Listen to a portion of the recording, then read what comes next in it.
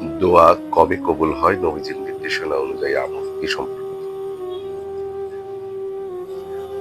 আসসালামু আলাইকুম ওয়া রাহমাতুল্লাহ। প্রিয় দর্শক, আপনারা সবাই আসসালামু আলাইকুম ওয়া রাহমাতুল্লাহ। প্রিয় দর্শক, আমরা সবাই দোয়া করি, কিন্তু অনেকে বলেন আমার দোয়া তো কবুল হয় না। কিন্তু জানেন কি, নবীজি সাল্লাল্লাহু আলাইহি ওয়াসাল্লাম আমাদের শিখিয়েছেন কোন সময় কোন অবস্থায় দোয়া করলে তা আল্লাহ সবচেয়ে বেশি কবুল করেন। রাসূলুল্লাহ সাল্লাল্লাহু আলাইহি ওয়াসাল্লাম বলেছেন, তিনটি দোয়া কখনোই প্রত্যাখ্যাত হয় না: পিতামাতার দোয়া, মুসাফিরের দোয়া ও মজলুমের দোয়া। তিরমিজি। অর্থাৎ অন্যায়ভাবে কষ্ট পাওয়া মানুষের দোয়া, মা বাবার মুখের প্রার্থনা এবং ভ্রমণকারীর আন্তরিক মিনতি, এই দোয়াগুলোর মাঝে কোনো পর্দা থাকে না। আরো একটি বিশেষ সময় হলো রাতের শেষ তৃতীয়াংশ। নবীজি সাল্লাল্লাহু আলাইহি ওয়াসাল্লাম বলেছেন, রাতের শেষ অংশে আল্লাহ আসমানের সর্বনিম্ন স্তরে অবতীর্ণ হন এবং বলেন, কে আছো? আমার কাছে কিছু চাওয়ার, আমি তা দেব। সহিহ বুখারী।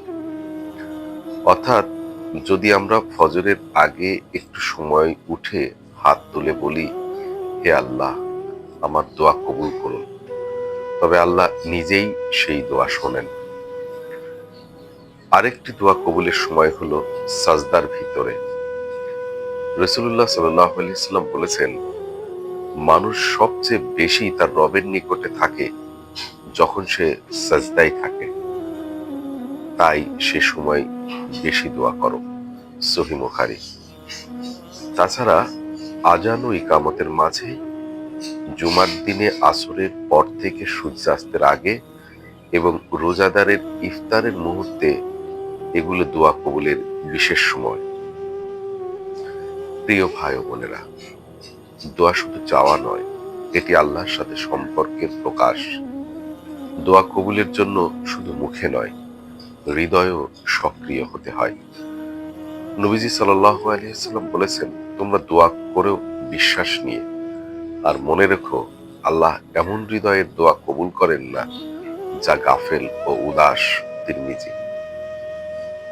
তাহলে আসুন, রাতের নিস্তব্ধতায়, সেজদার মাঝে আর প্রতিদিন জীবনের আন্তরিক হৃদয়ে দোয়া করি, হে আল্লাহ, আমাদের ধৈর্য নিয়ে দাঁড়াই। যে আল্লাহর দরজায় ধৈর্য নিয়ে দাঁড়ায়, সে কখনো ব্যর্থ হয় না। আসসালামু আলাইকুম ওয়া রাহমাতুল্লাহ।